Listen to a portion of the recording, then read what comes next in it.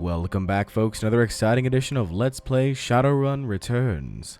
As always, I am your host, J Square John Jeremy, and this is episode 16, Emerald City Ripper. We've finally reached what looks to be the primary location of the Emerald City Ripper. We have our crew here, and we are about to attack. The question is, are we ready? Let's find out. J2, I want you to go into full cover. Another intercom crackles at your elbow. One solid blow would offer a few moments of blessed silence. But this is also a rare chance to get a word in on the good doctor, who greets you with more of his chittering laughter. You are a persistent one. A fine specimen, indeed. How much longer are you gonna hide, Doc? Hide? Nothing of the sort. I'm simply an observation, and what I have next in store should prove most illuminating. Pitzel, subdue them! Well, that's not good. Surgeon, hired mage. Doesn't seem to... I don't see a Pitzel anywhere right now, but you can go here and hide. Still not seeing a Pitzel anywhere. Oh, that's a Pitzel. Alright, that's a thing. That is officially a thing. I want you to go... I'm still me, right? Yeah, it's still me. Pitzel's a thing. Pitzel's a thing. I want you to go over here, J2. You stay here. I'm gonna have Shannon kind of follow your lead a bit. There's some death over here, whoever that was. I'm gonna have Alexander Falk go over here, and gonna have Death Sigh take the position right here. That's a thing.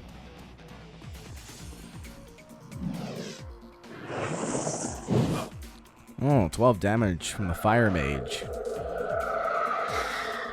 Aim accuracy plus 12. Not good. Alright. Killing Hands, go. Go ahead and attack this guy.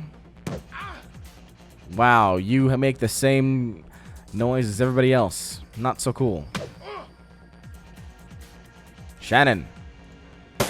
You missed. He's right there. There you go. Falk. You got this, guy. Maybe not. Death Sigh, finish him. There we go. A little bit more. There we go. Defeated Pitzel. Got it with your nonsense. You stop hitting Alexander Falk. Oh. Can't you do anything right, Pitzel? You son of a bitch, hitting me with acid. Alright. Well, this is officially a thing now. We have to take care of the situation at hand. J2, you are too far to worry about these guys. You take care of the surgeon here. One hit blow. And then you take care of the hired mage here then. Oh, so close. Alright. Looks like there's death over there. Not cool. Shannon, I think this is a good time for you to actually use your shaman skills. Let's go ahead and summon a Force 2 Nature Elemental. Right there. That's a thing. Primeval. It's a big bird.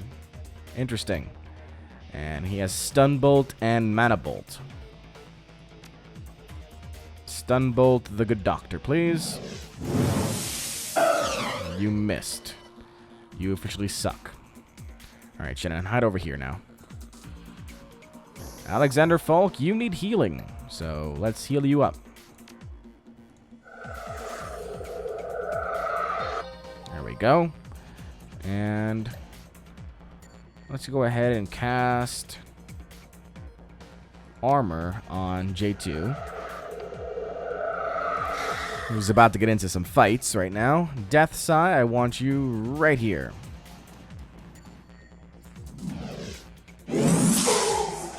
I don't know what the hell that was, but he missed. Really? You attack Shannon of all people? Aim accuracy plus 12. Interesting. Well, worry about that next time. Dr. Holmes! What's going on there, buddy? How you doing? My name is J2. These are my friends, and we're going to kick your ass. Just saying. You're not going to be able to hit him from all the way over there. Oh, Shannon. Do you have a heal? No, you don't. We can increase the AP. Nope, we can't. All right. Decrease target movement. Missed. Escape a chance, 1 AP.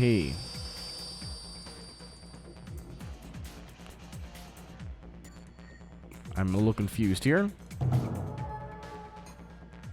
Alright. So we got more AP. Don't want to banish him.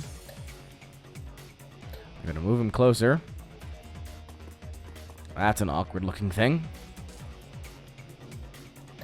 Alexander Falk, I want you to also move closer.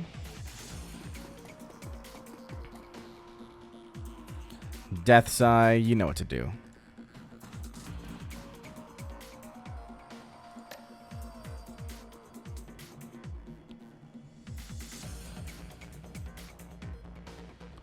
I would like to kneecap him, but nah. Death Sigh, take him out. Ba-boom! Alright, that killed Death Sigh. I mean, that killed Holmes. We didn't see whose blood this was, though. That's unfortunate. I wanted to see that sign. Oh, Holmes wants to talk before he dies. How quaint. Let's see if there's anything else around here, though. Before we go talk to the good dear doctor who is perished.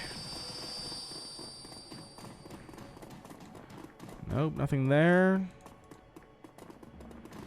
Oh, seems to be Male Bunraku. Okay, that's a thing.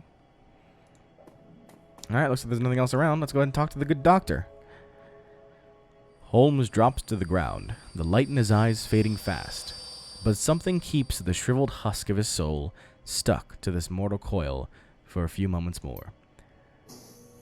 This is a place of broken things. I remake them. She asked me to remake her. She was playing both of us. Then with a final bloody whimper, the Emerald City Ripper breathes his last.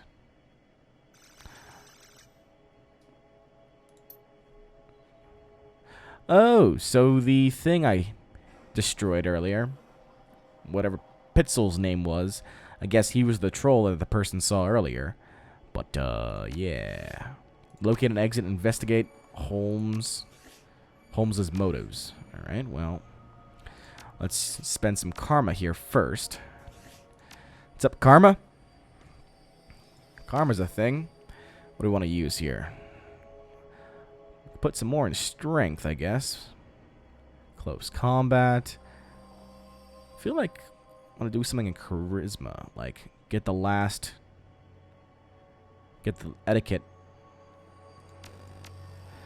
We have an option for another etiquette here. So we have corporate, security. We've already got gang, socialite, street, academic.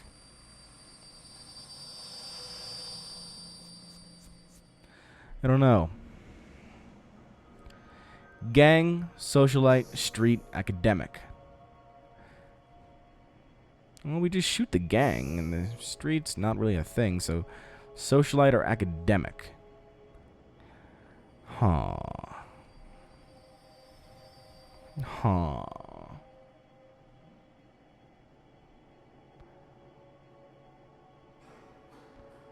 Gonna go with...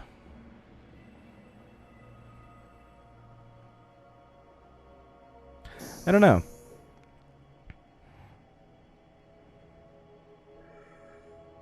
Academic. I know it's silly, but hey, I like to have nice charisma. I want to talk to people more. Because we do a lot of talking in this game, so why the hell not at this point? Maybe if I had academic, I could have reasoned with Dr. Holmes instead of just punching him in the face repeatedly, several times over. Holmes's workbench falls somewhere between coroner slab and medieval torture device. It is decorated in the many colors of death, and littered with the instruments of that trade. To one side, there is a leather-bound journal stuffed with uneven pages. To the other is a posek, its small screen still glowing. Beneath the bench is a rolled sheaf of papers, held closed with a tied length of surgical tubing. Let's investigate the workspace. The bench has clearly paid host to numerous bodies over its lifetime. It includes limb restraints, as well as skeletal traction mechanisms. At this table, Holmes likely dismembered bodies, or quite possibly put them back together. The tackiness of the blood suggests it has been used relatively recently. Let's skim his journal. Leafing through the pages, you find few intelligible entries. Holmes may not have been a real doctor, but his handwriting certainly fits the stereotype. Stuffed in the last few pages is a copy of the disinterment order from a local cemetery, with the grave's occupant marked as Melinda Watts. Interesting. Let's access the pocket secretary. Holmes is still logged in, granting you access to his currently loaded files. Prominent among them is a hospital report from our donor program. It lists the organs besides the names and vital statistics of the recipients. Your eye catches Sam Watts' name besides the entry for liver. Also on the list are the Ripper's other known victims, along with several others who may have shared in the same fate. There is also a large sum of new yen which can easily be transferred to your account. Alright, let's examine the rolled sheet of paper. Unfurling the large sheet of paper, you discover a diagram of the human female form, rendered to an impressive level of detail.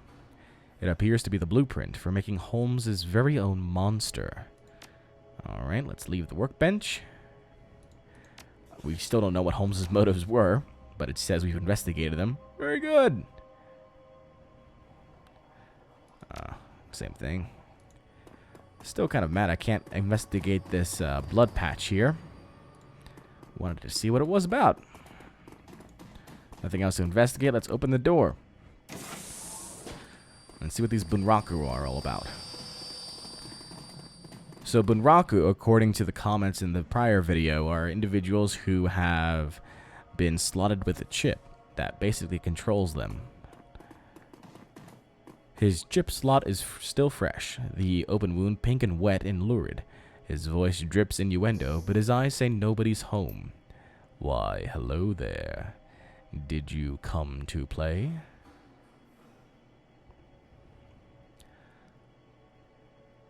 Are you okay? How long have you been here? Of course we're okay. We're just ready for a little party. You want to have a little play party with me? By your name? Okay, these are sex Bunraku. She's assembled in a standard config. Face of a schoolgirl, body of a stripper. You'd need some thick beer goggles to miss the work she's had done. Interesting. The puppet stares blankly at you. Oh good, but here's money, so I'm okay with that. Or an item. Persona Fix Chip Wiper. Use the chip eraser on the Bunraku. We could erase Holmes' programming or leave them to their fate. Let's see what happens when we erase the programming. His eyes focus and his hands raise slowly to touch his head wound. The fingers come away wet and sticky.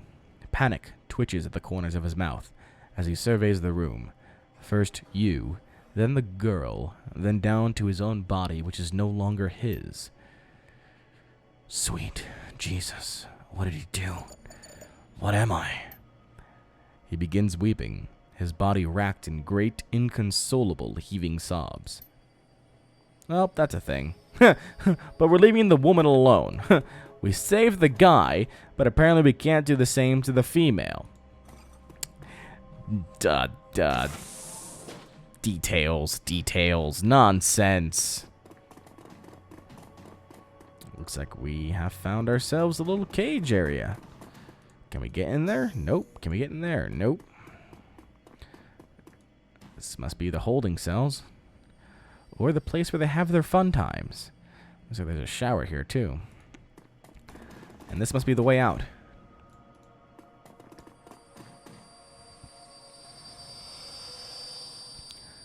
As you approach the exit, you realize that Shannon lingers quite a few steps behind. Looking back, you see that she is half turned, looking pensively toward the horror show of Holmes's lab. Finally feeling your eyes on her, she faces you and raises her head in a proud, almost defiant manner. We have done much good here tonight. We have removed 2 vile creatures from this world, and so ended a growing shadow they cast upon the city. Our paths crossed and joined, and we did this thing together. But now, here, our paths must divide. I could sure use your help with what's coming, and I'm sure I could use your help with what I must do next. A distant cry of pain echoes down from somewhere above, and the young shaman pauses to listen to the tortured sound. There is still more work to be done for both of us, but what must be done differs for each of us. I came here to find justice for my brother, and that has been done. His spirit can now find rest. But there are other victims of the Ripper, both alive and dead, who still struggle to be at peace. Many of them are here in this place, filling the halls with their torment. I cannot leave them behind. But the spirits have something else in store for you, a different path. You must finish what you begun. You must confront the first evil that fostered the one we have just ended. I suppose I can respect that. Thank you. Thank you for everything. Because of you, my brother's killer has met swift justice, and justice of the only sort such as a man as Holmes deserved. Death. I will now set to the task of healing those he has left behind. For every madman we faced here tonight, there are a dozen innocent souls crying out in need. The spirits of the departed will also need help in passing, or else I fear they may become like those we met in the hangar. They all deserve my help. And what about Lone Star? They can't be far behind. When they enter that room back there, they will have no other thoughts other than thoughts of promotion. With the Ripper in hand, my brother will be forgotten, along with all the other victims. But so too will I. They will not be a problem. Whether that's true or not, Shannon's confidence and very presence seem capable of making it true. Good luck to you, J2. I hope you can find the same justice for your friend that I found for my brother. Thank you, Shannon. I guess that's it for this level here. If I click this, we're probably leaving. Yep. You're about to transition to a new location. We found the exit here. Alright, let's do it. New location. Probably going back to the Seamstresses Union. Yep. The ride back to the Seamstresses Union is quiet compared to the pandemonium left behind at Mercy Mental Hospital. Lone Star squad cars pass you on the road, sirens blaring, no doubt in response to the aftermath of your showdown with the late Dr. Henry Holmes, the Emerald City Ripper, the man who violently repossessed the internal organs of Sam and Jessica's mother, Melinda Watts. And although the killer is dead and his grip on the city is broken, it's clear he wasn't working alone. There are loose ends aching to be tied. The taxi turns onto Redmond Way, cruising past now familiar landmarks until the Seamstresses Union, in all its decadent city glory, materializes between swipes of its overworked windshield wipers. Time to evaluate your next move. The Union is quiet this afternoon. The salarymen and wage slaves haven't migrated from nearby offices and suburbs to dabble in the exotic yet. So we have Johnny Clean and Mrs. Kubota, as well as Coyote and Cherry Bomb here. Let's see what's up. There he is. Johnny Clean is talking with Cherry Bomb and Mrs. Kubota when you walk up. We were just talking about you, J2.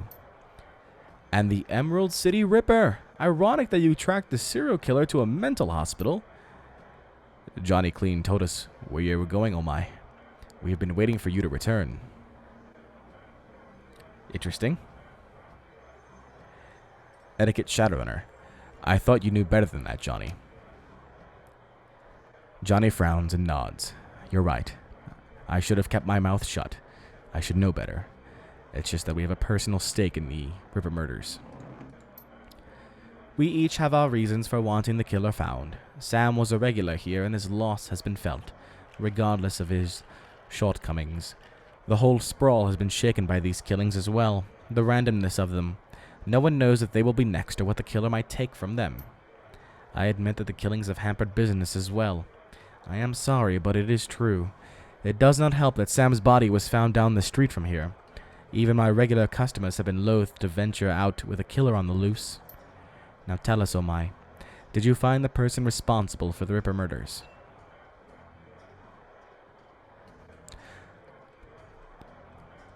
Not exactly. I got the bastard who wielded the scalpel, but whoever's pulling the strings is still out there. Someone's pulling the strings of a serial killer? This sounds more complicated than I suspected. It is. The head of the asylum was killing specific people to harvest specific body parts.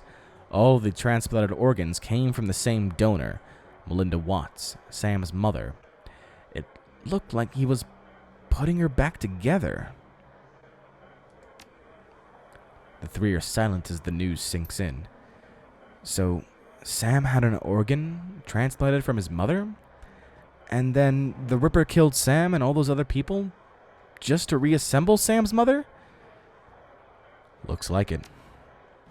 I sense a cause and effect in this. Coyote and Jake Armitage just left here to attend Sam's funeral. I am told that there will be a reinterment ceremony for his mother as well.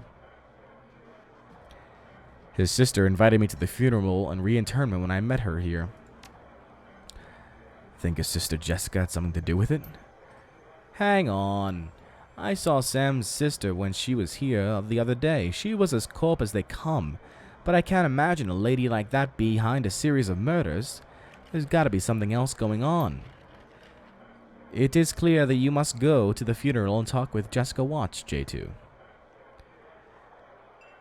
And I need to pay my respects to Sam. Of course. Mrs. Kobodo raises her hand and the conversation stops. Wait, before you go, there is one more thing you did not tell us, J2. Where is the Emerald City Ripper now? I think you know where. She nods in satisfaction. Hi. That is good. So apparently now I'm going to the Watts' funeral. Hold on a second. I didn't say I was done here. Anybody here to talk to? Apparently not. Van Gross doesn't want to talk to me either. Bastard. Hey, Mr. Cluey wants to talk. What's up, Mr. Cluey? Welcome back, J2. Good to be back, Mr. Cluey. What's the latest news? I feel like I should be asking you. What around here was that you were closing in on the Ripper when you last left. Dare I ask how that went?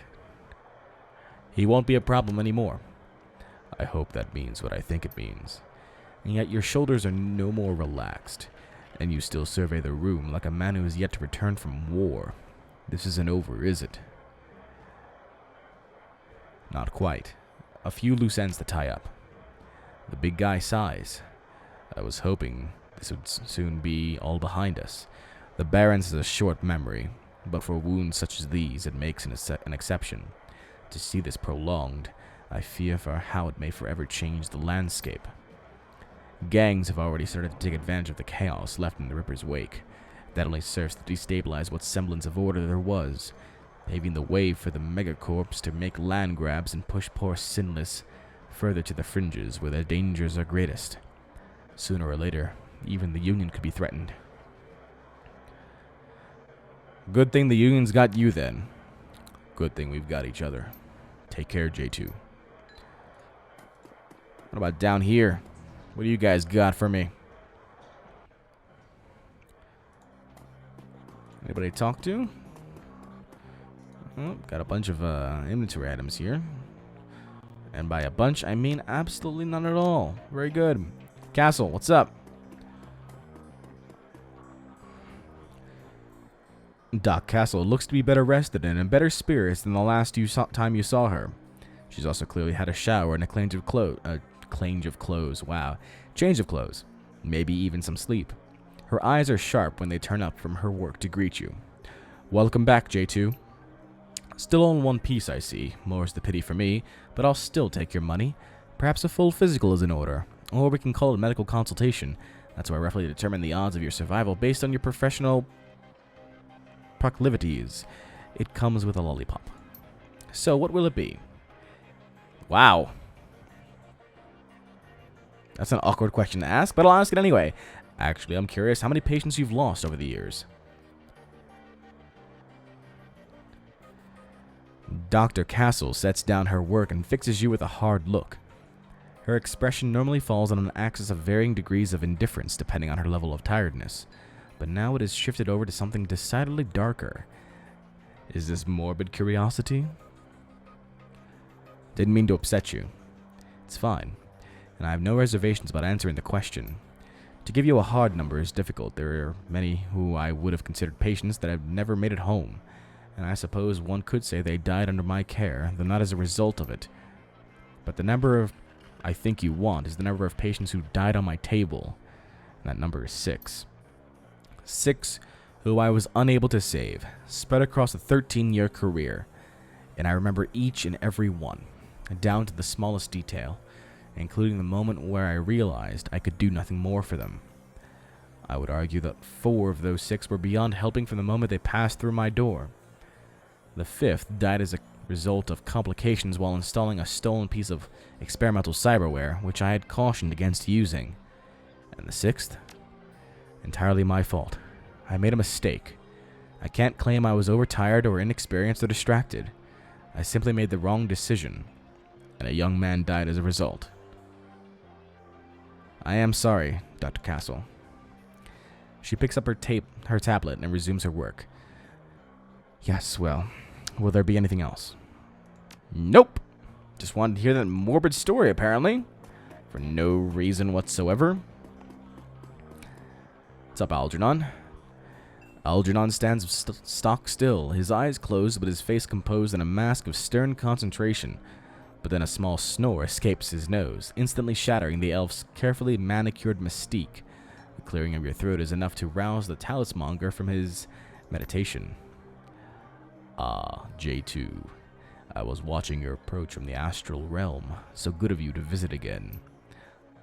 What might I do for you on this fine day? So, Algernon, how are things in the astral? Always a curious place, the astral. Though a mirror world to our own, it is ever changing.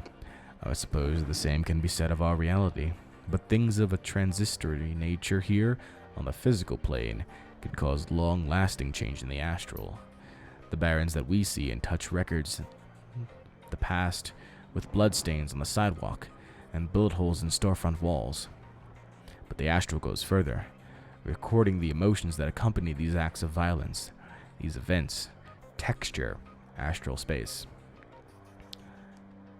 I wonder how people might act if they could see and feel what gets left behind.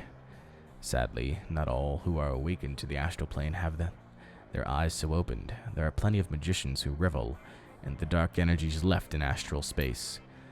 But enough of my doomsaying. You must have better things to do. Is there anything I can help? Nope. Just wanted to hear that story.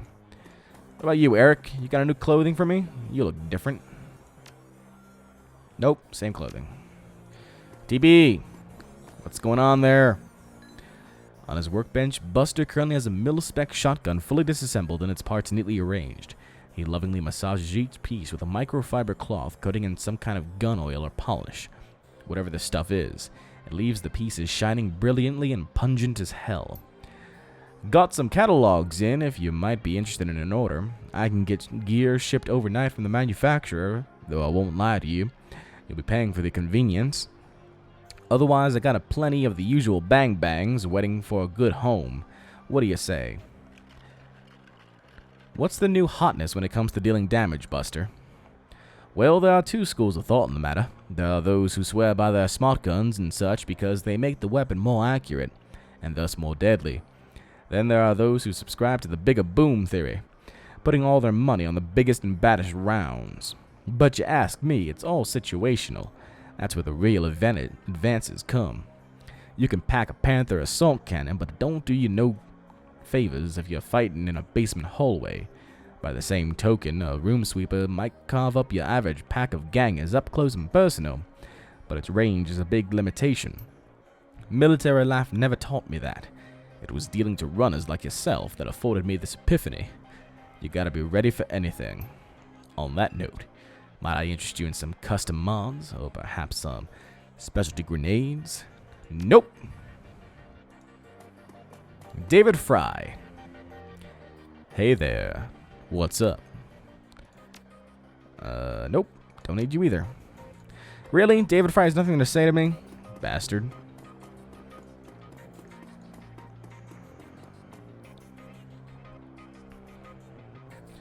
I guess we're gonna go ahead and take care of this, and head over to this funeral now, I guess.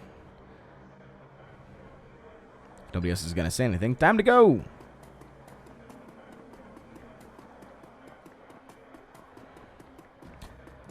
Alright. Take a cab to Sam and Melinda Watts' funeral. Sure.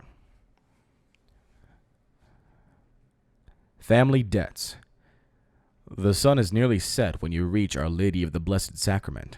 Its cemetery, dilapidated and overgrown, sits atop a small hill on the outskirts of the city, a somber enclave of the dead overlooking the sprawl of the living. The Seattle rain continues unabated, and lightning appears over the mountains, exposing the landscape in staccato pulses of stark flashes. You walk the gravel path to the gates of the cemetery. Up ahead you see Coyote and Jake, standing by the gravesite alongside Jessica Watts, and another mourner, a beautiful elven woman in a six-figure outfit. Whatever Dr. Holmes was up to at Mercy Mental Hospital, the answers lie here, with the reinterred body of Melinda Watts, the recently deceased body of Sam Watts, and with those attending them at this ceremony. Oh, okay. So we have to be ready to fight. Interesting. You have karma available to improve your character's attributes and skills. Sure, I'll upgrade them. 1. Nice. With 1, I don't really think I'm going to be using it for anything.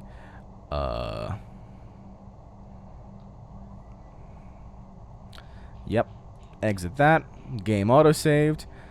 Here are our players. We have Jessica Watts, Jake Armitage, Coyote, and this must be the elven figure here. We'll find out who they all are, or what this person is, and we all know who. Anyway, we'll find out what the hell is going on with Melinda Watts' body next time on Let's Play Shadowrun Returns. Until then, this is J Square John Jeremy signing off, saying so long, and take care.